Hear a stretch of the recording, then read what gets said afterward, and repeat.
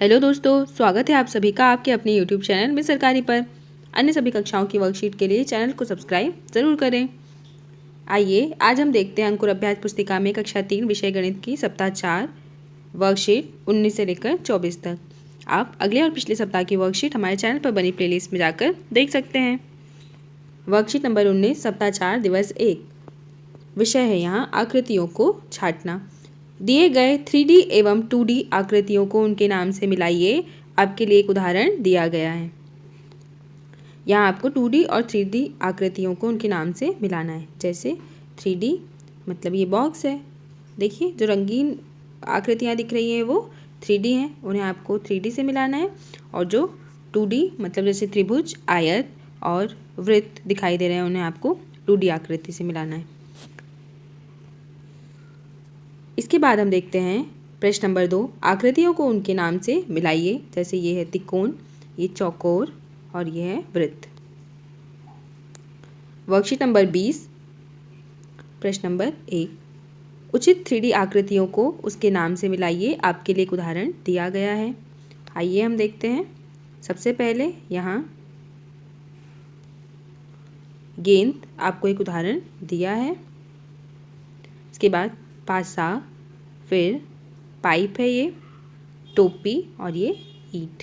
आपको ऐसी आकृति दिखाई देती है ओरिजिनल में भी, तो उनके नाम के साथ उनको मिलाना है। प्रश्न नंबर 2, नीचे दी गई आकृतियों के किनारों की संख्या लिखिए। किनारे लिखना है आपको, किनारे मतलब ये। तो देखते हैं हम कि इनमें कितने कितने किनारे हैं। जैसे जो गोल होता है उसमें एक भी किनारा नहीं होता, तो हमने यहाँ लिखा 0। इसके बाद बॉक्स में या घन में आपको किनारों की संख्या लिखनी है यहाँ 12। टोपी में किनार ये है, तो आपको यहाँ लिखना है 1। और घनाभ में किनारों की संख्या 12, तो आपको यहाँ लिखना है 12 किनारे। जैसे ये 1 2 3 4 5 6 7 8 9 और पीछे साइड होंगे, तो आपको वो सभी गिन के लिखना है। इसके बाद सप्ताह 4 दिवस 2 प्रश्न नंबर 3, नीचे बनाई गई 3D आकृतियों में फलक, किनारे और कोनों की संख्या की गिनती कर उनकी संख्या उचित बॉक्स में लिखना है। आपके लिए एक उदाहरण यहाँ पर दिया है। जैसे हम देखते हैं, सबसे पहले यहाँ बना हुआ है एक घनाभ। घनाभ में फलक की संख्या, फलक मतलब ये जो साइड हमको दिखाई देती हैं, तो कितनी साइड होती हैं? 6 होती हैं। जैसे एक ये हो गई, एक इसके पीछे साइड हो गई, फिर एक ये वाली हो गई पूरी साइड, और एक ये 2 4 हो गई, और एक ऊपर और एक नीचे, तो 6 हो गई यहाँ पे। अब किनारे आपको गिनना है। देखिए यहाँ पे किनारे, सबसे पहले 1 2 3 4 5 6 7 8 9 10 11 12। ऐसे यहाँ पे कितने किनारे हो गए? 12। तो आपको यहाँ पर 12 लिखना है। इसके बाद कोने, देखिए ये जो होते हैं ये कोने, 1 2 3 4 5 6 7 8। तो यहाँ पर कितने कोने हो गए? 8। तो हमने लिखा है, वहाँ आपको उदाहरण में लिखा हुआ है 8। इसके बाद देखते हैं हम इस शंकु में कितने फलक होते हैं। सबसे पहले एक ये वाला पूरा फलक, एक, और ये नीचे वाला फलक, तो कितने हो गए यहाँ पर? 2। किनारे कितनी हो गई? ये देखिए कितने किनारे होते हैं? 1। अब कोने, ये देखिए यहाँ पे एक कोना है, तो यहाँ पे आएगा 1। उसके बाद सिलेंडर या पाइप की आकृति में कितने फलक हैं? देखिए एक ऊपर वाला है 1, एक ये 2, और एक ये वाला पूरा 3। इसके बाद हम देखते हैं कि इसमें किनारों की संख्या कितनी है। किनारे देखिए, एक ये होगी और एक ये, तो कितनी किनारे हो गई? 2। इसके बाद कोने आपको दिखाई दे रहे हैं? इसमें नहीं दिखाई दे रहे, तो इसलिए हमने यहाँ पे लिखा है 0। अब घन, इसमें आपको फलक गिनना है, तो फलक गिनिए। यहाँ 6 होंगे, किनारे 12 और कोने होंगे 8। ये घनाभ के जैसे ही होता है। इसके बाद यहाँ बनाया एक गोला, तो गोले में फलक पूरा सरफेस कितना होता है? इसमें एक ही फलक होता है, तो हमने लिखा है 1। किनारे आपको दिखाई दे रहे हैं? नहीं, तो यहाँ लिखा है 0। इसके बाद आपको कोने यहाँ दिखाई दे रहे हैं? नहीं, तो यहाँ पे लिखा है 0। इसके बाद प्रश्न नंबर 4, नीचे दिए गए 3D आकृतियों के कोनों पर बिंदु लगाइए, अनुमान लगाकर या मूर्त रूप से कक्षा में देखकर। देखिए आपको कोने यहाँ पर दिखाई दे रहे हैं? नहीं।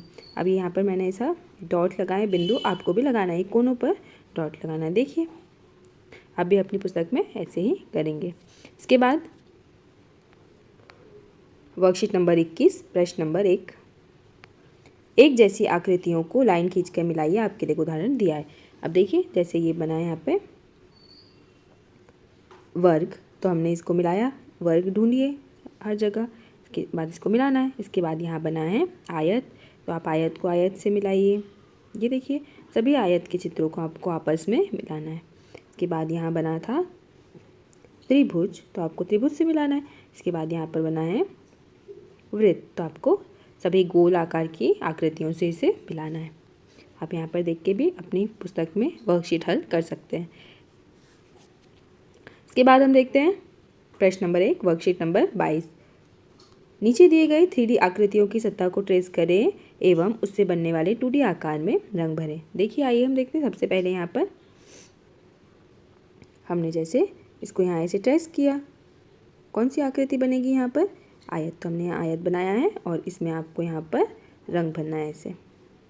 इसके बाद यहाँ बना था एक घन, तो हमने यहाँ घन से क्या बनेगा, वर्ग, तो यहाँ पर आपको वर्ग में रंग भरना है। इसके बाद यहाँ बना था एक शंकु, टोपी, तो आपको टोपी से यहाँ पे गोला मिलता है, तो आपको एक गोले में रंग भरना है। आप कर सकते हैं आसानी से। देखिए आपको यहाँ इसमें रंग भरना है, यहाँ पर इसमें, और यहाँ गोल में।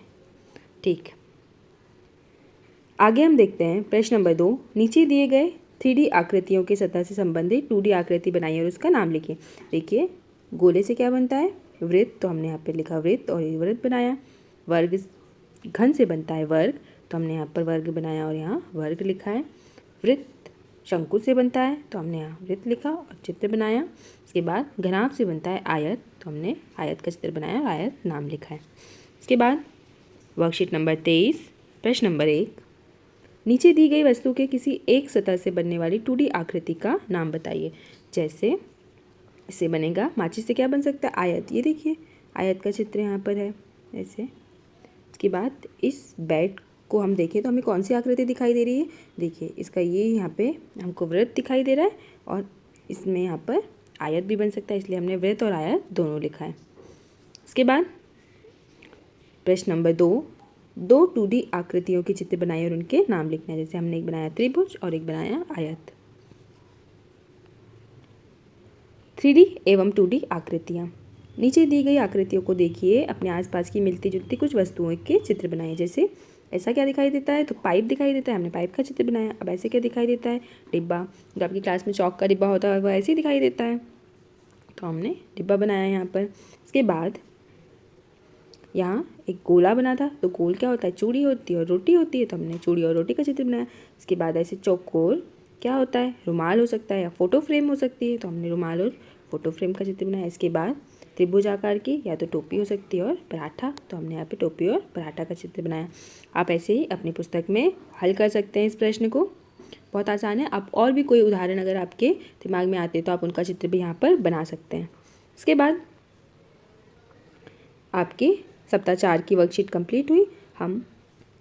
आप अगले और पिछले सप्ताह की वर्कशीट हमारे चैनल पर बनी प्लेलिस्ट में जाकर देख सकते हैं। वीडियो को लाइक करें, शेयर करें और चैनल को सब्सक्राइब करें। Thank you.